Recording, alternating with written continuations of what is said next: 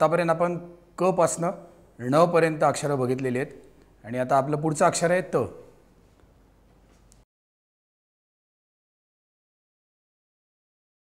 देवनागरीमध्ये तो जो असतो तो आपण मध्ये जोडलेला असतो आणि मोडीमध्ये काय होतं, तो वरपर्यंत नेलेला असतो. हा झाला त.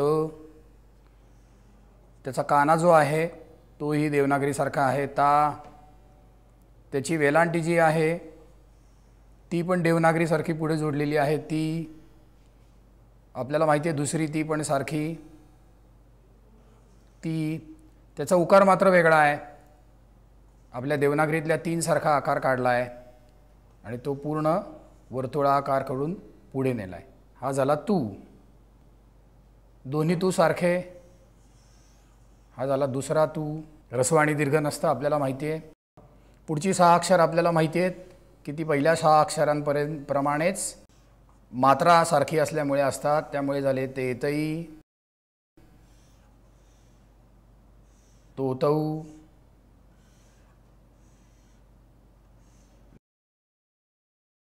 आणि शेवटील अनुस्वार तम आणि विसर्ग तहा.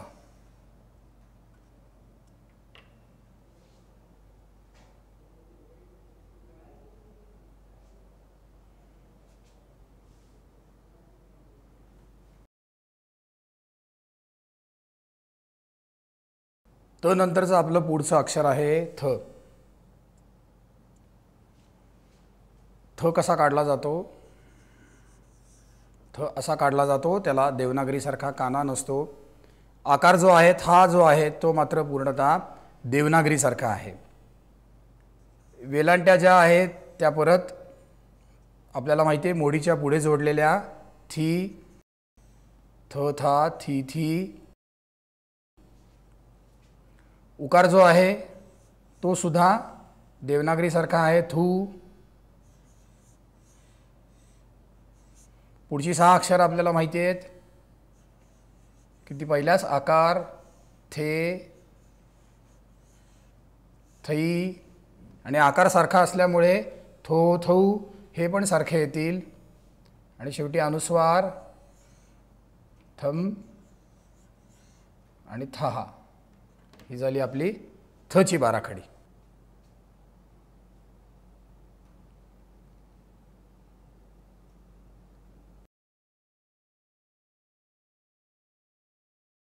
पुढचं अक्षर आहे आपलं द. मोडीमध्ये द, ह आणि प ही तिन्ही अक्षरं सारखीच असतात. त्यामुळे मागच्या आणि पुढच्या अक्षरांवरनं आपल्याला काय तो शब्द आहे हे ताडून घ्यायला लागतं. हा झाला द, दा, दी. आपल्याला माहिती आहे वेलांट्या साधारणतः सगळ्या वरच्याऐवजी पुढे जोडलेल्या असतात. दोन्ही वेलांट्या सारख्या येणार. उकार कसा आहे ते मात्र बघून घ्या. थोडीशी एक छोटी रेघ काढली आहे आणि त्याला आपण जो तू बघितला तो तू जोडला आहे. हा झाला दू. परत एकदा आपण काढू. एक छोटीशी रेघ काढायची आणि त्याला आपण जो खाली तू बघितला तो तू जोडला की हा झाला दू. पुढची 6 अक्षरं मात्रा सारख्या असल्यामुळे सारखीच असतात. देदई, दोदऊ,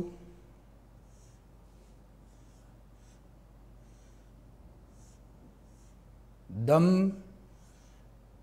आणि विसर्ग दहा. ही झाली आपली पूर्ण दची बाराखडी.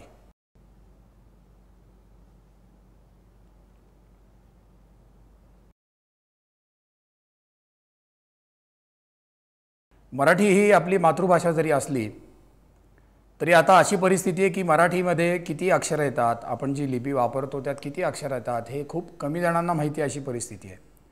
त्याचप्रमाणे बाराखडीसुद्धा लोकांना माहिती नसते की बाराखडी म्हणजे काय. तर आता हे शिकता शिकता अनेकांना ती बाराखडीसुद्धा माहिती होईल. आणि मराठीमध्ये आपल्या 52 अक्षरं आहेत, 36 व्यंजनं आणि 16 स्वर हे सुद्धा माहिती होतं. व्यंजनं तर आपण शिकतोच आहोत, स्वर पण आपण माहिती घेणार आहोत. आणि व्यंजनातलं पुढचं व्यंजन जे आपलं आहे ते ध, त्याकडे आपण वळणार आहोत. ध कसा काढला जातो तर तो मोडीमध्ये धला, देवनागरीमध्ये काना आहे पण तो मोडीमध्ये काना येत नाही. हा झाला ध. त्याचा आकार दोन्ही ठिकाणी सारखा आहे। वेलांटी जी आहे ती अक्षर पुढे जोडली जातात, ती आहे वेलांटी धी। दुसरी वेलांटी पण इकार आणि उकारच एकच असल्यामुळे दुसरी वेलांटी पण सारखी येईल, ध धा धी धी धू धू। आता याचा उकार मात्र एक बाराखडीत वेगळा दाखवला जातो। त्याचं कारण असं की तुम्हाला दोन्ही प्रकारचे उकार हे अक्षरांमध्ये बघायला मिळू शकतात असा त्याचा अर्थ आहे। आता परत आकार काढायचा, त्याला एक मात्रा दिली की जो झाला धे, दोन मात्रा दिल्या की तो झाला दही, आणि आकार आपल्याला माहिती आहे तो सारखाच असल्यामुळे धो धौ, आणि शेवटी अनुस्वार परत ध काढायचा, त्याचा झाला अनुस्वार धम, आणि विसर्ग झाला दहा।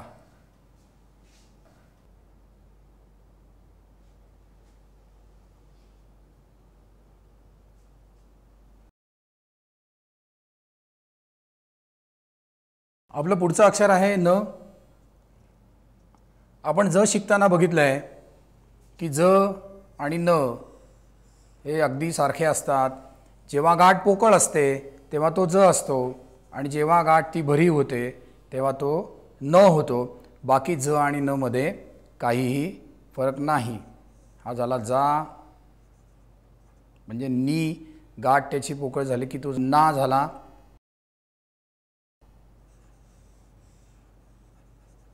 नी,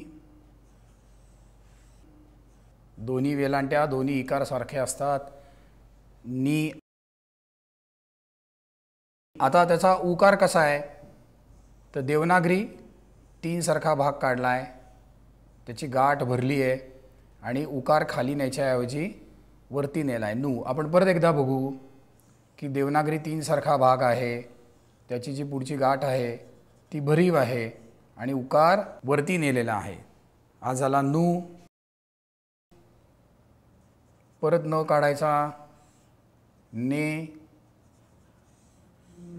नै, ना काढायचा, नो, नऊ, शेवटी परत न काढून अनुस्वार नम, आणि नहा विसर्ग।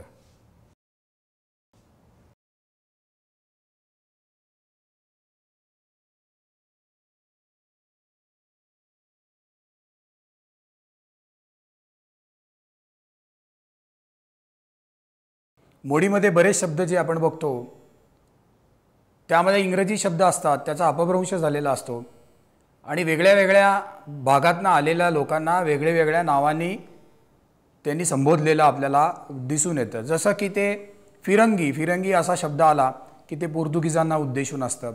टोपीकर म्हणजे इंग्रजांना उद्देशून असतं। इंग्रजांना बऱ्याच ठिकाणी जलचर असा सुद्धा शब्द वापरलेला आपल्याला आढळून येतो।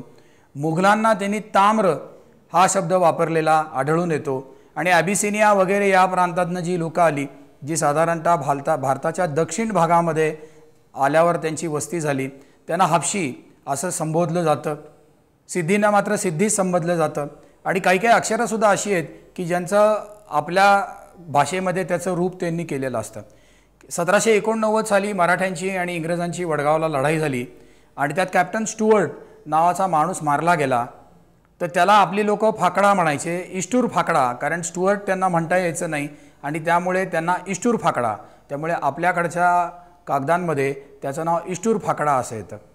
फाकडा हे फक्कडचं आपल्याकडचं रूप आहे। फक्कड म्हणजे खूप छान, आणि अजूनही फाकडे आपल्याला दिसून येतात की मानाजी फाकडा हा शिंदे घराण्यातला होता, महाजी शिंद्यांच्या कुटुंबातला किंवा शिंदे घराण्यातला होता, आणि पुण्यामध्ये घाशीराम कोतवालनी जी लोकं कोंडून ठेवली होती त्यांना मानाजी फाकड्यांनीच बाहेर काढलं होतं। अजून एक तिसरा फाकडा आहे तो कोन्हेर त्रिंबक एकबोटे यांनाही फाकडा म्हणलं जातं। पण ही जी दोन लोकं आहेत म्हणजे मानाजी आणि कोन्हेर त्रिंबक यांना यांच्या लढाईतल्या पराक्रमाबद्दल फाकडा किंवा फक्कड असं म्हणलं जातं।